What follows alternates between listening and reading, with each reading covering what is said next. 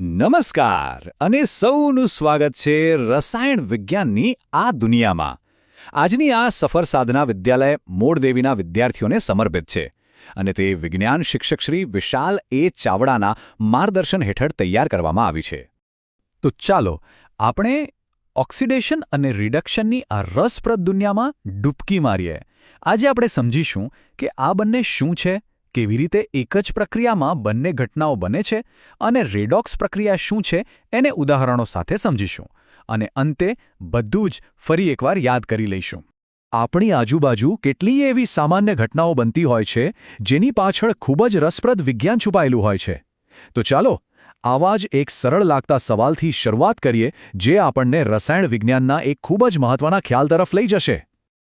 ચાલો એક નાનકડા રહસ્યથી શરૂઆત કરીએ. તમે ક્યારે વિચાર્યું છે કે ચળકતા કથ્થઈ રંગનો જે તાંબાનો પાવડર હોય એને જ્યારે આપણે ગરમ કરીએ તો એ કાળો શા માટે પડી જાય છે? શું થતું હશે એવું? આનો જવાબ આ રાસાયણિક સમીકરણમાં જ છે. જો જ્યારે તાંબાને એટલે કે કોપરને ગરમ કરવામાં આવે છે ત્યારે તે હવામાં રહેલા ઓક્સિજન સાથે પ્રક્રિયા કરે છે. આ પ્રક્રિયામાં કોપર અને ઓક્સિજન જોડાઈ જાય છે અને એક નવો જ પદાર્થ બનાવે છે જે છે કોપર ઓક્સાઇડ. અને આ કોપર ઓક્સાઇડનો રંગ કાળો હોય છે. બસ આ જ કારણ છે. વિજ્ઞાનની ભાષામાં કહીએ તો ઓક્સિજન મેળવવાની આ જે પ્રક્રિયા છે તેને ઓક્સિડેશન કહેવામાં આવે છે. તો અહીં આપણા કિસ્સામાં તાંબાએ ઓક્સિજન મેળવ્યો એટલે આપણે કહી શકીએ કે તાંબાનું ઓક્સિડેશન થયું. સિમ્પલ.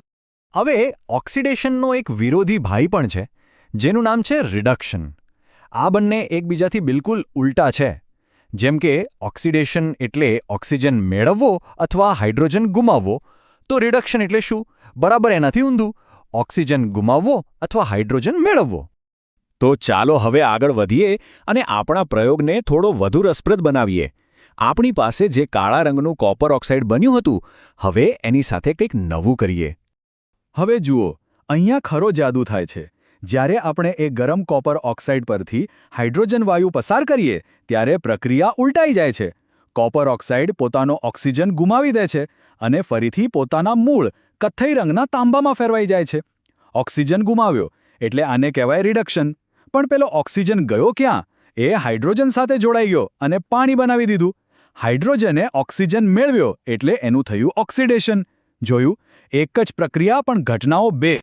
તો હવે સવાલ એ થાય કે જ્યારે આ બંને પ્રક્રિયાઓ એટલે કે ઓક્સિડેશન અને રિડક્શન એક જ સમયે એક જ પ્રક્રિયામાં થતી હોય તો એને શું કહેવાય? આવી પ્રક્રિયાઓને કહેવાય છે ઓક્સિડેશન રિડક્શન પ્રક્રિયા.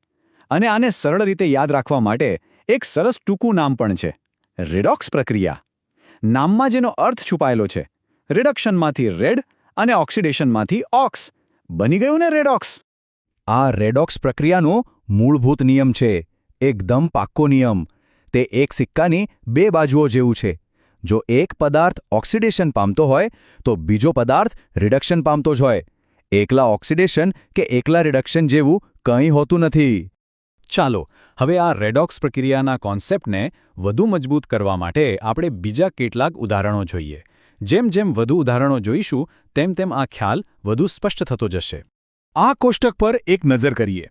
પેલી પ્રક્રિયામાં ઝિંક ઓક્સાઇડ ZnOમાંથી ઓક્સિજન છૂટો પડી જાય છે અને ઝિંક Zn બને છે. ઓક્સિજન ગુમાવ્યો એટલે ઝિંક ઓક્સાઇડનું થયું રિડક્શન. અને એ ઓક્સિજન કાર્બન C સાથે જોડાઈને કાર્બન મોનોક્સાઇડ CO બનાવે છે. ઓક્સિજન મેળવ્યો એટલે કાર્બનનું થયું ઓક્સિડેશન. હવે બીજી પ્રક્રિયામાં hydrogen chloride HCl chlorine Cl2માં oxidation પામે છે કારણ કે તે હાઇડ્રોજન ગુમાવે છે. અને મેંગેનીઝ ડાયોક્સાઇડ MnO2 એ મેંગેનીઝ ક્લોરાઇડ MnCl2માં રિડક્શન પામે છે કારણ કે તે ઓક્સિજન ગુમાવે છે. બંને રિડોક્સ પ્રક્રિયાના ઉત્તમ ઉદાહરણો છે. અરે આપણે જે ઘરમાં રસોઈ બનાવવા માટે ગેસ વાપરીએ છીએ એ કુદરતી ગેસનું સળગવું પણ એક શક્તિશાળી રેડોક્સ પ્રક્રિયા જ છે. આ પ્રક્રિયામાં મિથેન ગેસ ઓક્સિડેશન પામે છે અને આ એક ઉષ્માક્ષેપક પ્રક્રિયા છે. મતલબ કે તે પુષ્કળ ગરમી અને પ્રકાશ સ્વરૂપે ઉર્જા મુક્ત કરે છે જેનો ઉપયોગ આપણે રસોઈ માટે કરીએ છીએ. સરસ. તો આપણે ઘણું બધું શીખ્યા.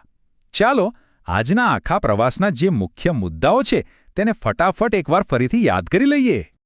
તો સૌથી મહત્વની વાત જે યાદ રાખવાની છે તે એ છે કે ઓક્સિડેશન એટલે ઓક્સિજન મેળવવો, રિડક્શન એટલે ઓક્સિજન ગુમાવવો અને જ્યારે પણ આ બંને પ્રક્રિયાઓ એક જ રાસાયણિક પ્રક્રિયામાં સાથે થાય તો તેને કહેવાય છે રેડોક્સ પ્રક્રિયા. આ બંને હંમેશા સાથે જ હોય છે, એક ટીમની જેમ. અને હવે અંતમાં એક સવાલ વિચારવા માટે. હવે જ્યારે આપણે રેડોક્સ પ્રક્રિયા શું છે એ સમજી ગયા છીએ, તો શું આપણી આસપાસ રોજિંદા જીવનમાં થતી બીજી કોઈ રેડોક્સ પ્રક્રિયાઓ વિશે વિચારી શકીએ? જરા વિચારો. લોખંડને કાટ લાગવો, સફરજનને કાપીને મૂકીએ તો એ કથ્થઈ થઈ જવું, કે પછી આપણે જે શ્વાસ લઈએ છીએ અને ખોરાકનું પાચન કરીએ છીએ, આ બધી જ જગ્યાએ રેડોક્સ પ્રક્રિયાઓ છુપાયેલી છે. જો આપને આ જાણકારી ઉપયોગી લાગી હોય અને મજા આવી હોય તો અમારી ચેનલને લાઇક, શેર અને સબસ્ક્રાઇબ કરવાનું ભૂલશો નહીં. આભાર.